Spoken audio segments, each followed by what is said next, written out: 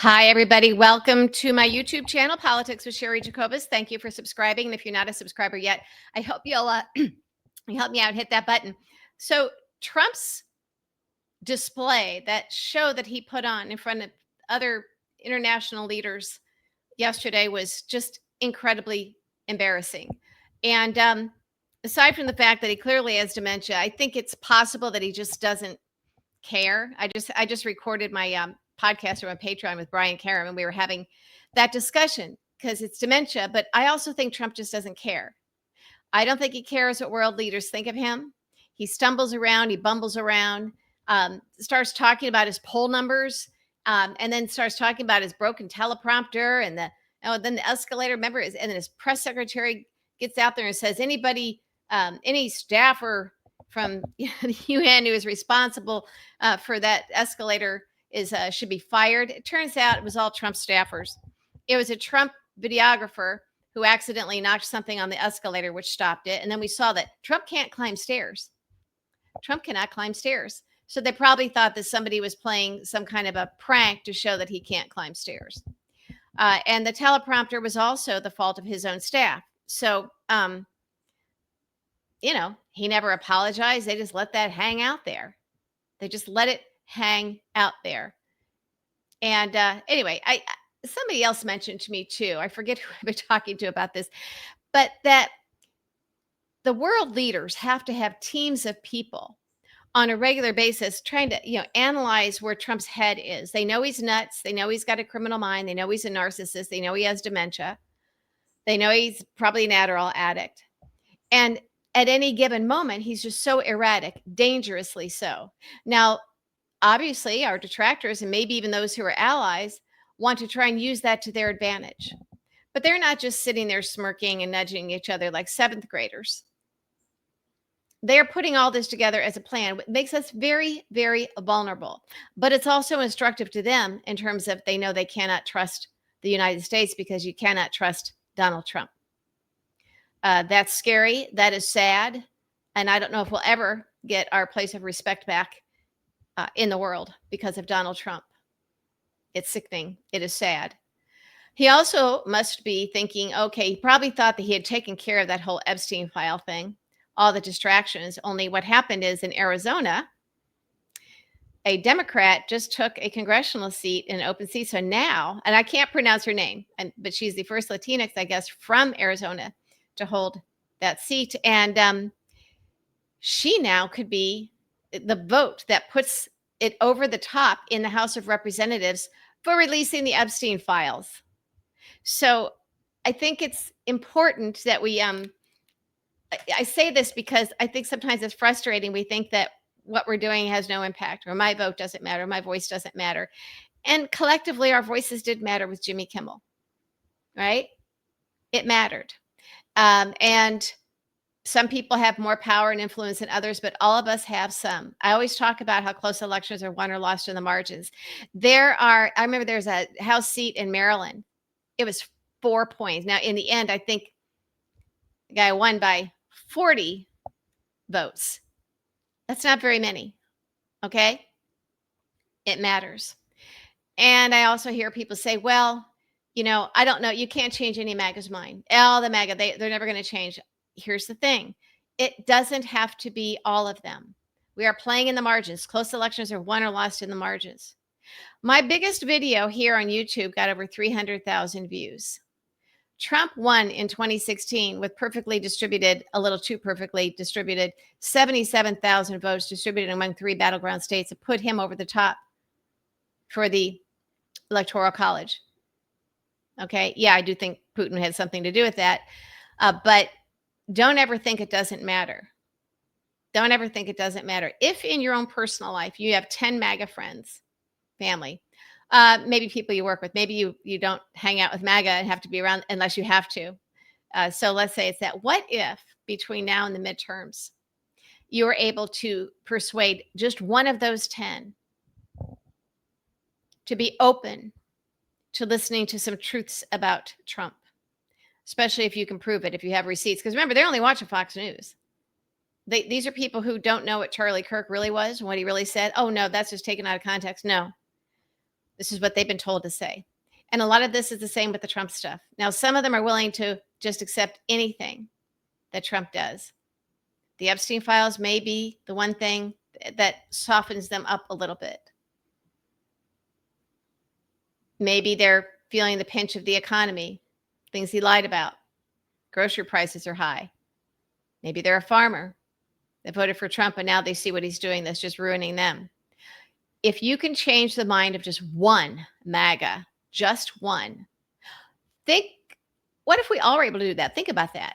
Just one. Or maybe even two of us getting up and get just one, convince them with truth and understanding and patriotism when it gets to the point where they just can't deny this stuff about him anymore.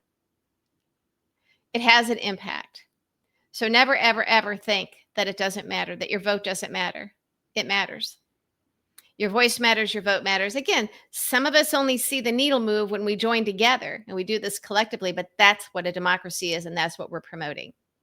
And God bless the people with bigger voices and megaphones and, people who are celebrities that can put it all on the line. Now, granted, some of them can afford to. They're far enough in their career, maybe at the end of their careers, they can do that. God bless them for doing it, to fight Trump and his authoritarianism and his fascism. And here's the other thing. We just saw where a high-ish level DOJ employee, somebody that works for Pam Bondi, quit. They can't take it anymore. They don't want to do this anymore. And I suspect they know that they're being asked to engage in activity that is illegal, unconstitutional, or be a party to it. And if you're a lawyer or you're in that field in any way, shape, or form, that might really be offensive to you. But here's the thing. They also know that I was just following orders didn't work in the Nuremberg trials. And they've also figured out that Trump doesn't care what happens to anyone.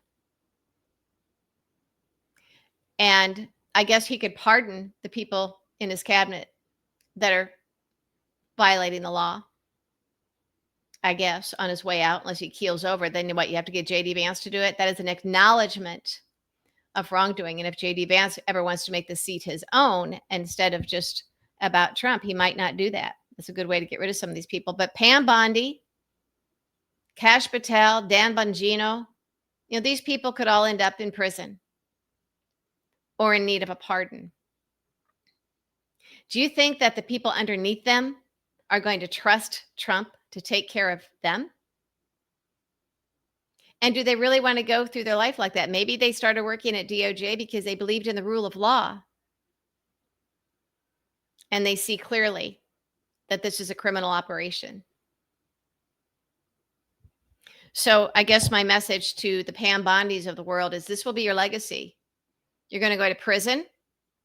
If we're able to defeat this mess and climb out of this crisis, which is starting to feel like, a downward spiral of America, if we are able to come back, the Pam Bondis, the Kash Patels, Stephen Millers, it's not going to work out well for them. But for the people underneath them, maybe those people, the big names, will get the pardons, but not the rest. And perhaps they don't want to go through the rest of their life thinking, my God, I did so many horrible things for Trump just to keep my job at DOJ or wherever, Department of Health and Human Services. I caused harm. I contributed to this. And I need a pardon. So they quit. They quit. Their voice matters. So I guess, with the Jimmy Kimmel situation, this matters. And the fact that we now have hope in having the Epstein Files released, because we now have that one Arizona new member of Congress, a Democrat, who could be that vote that puts it over the line in the House of Representatives. These seem like small things, and they are, but sometimes it takes a lot of small things to win. So anyway, I think there's some things to be upbeat about. But again, it was embarrassing. Trump's behavior, Trump's display, Trump's performance in front of the world leaders.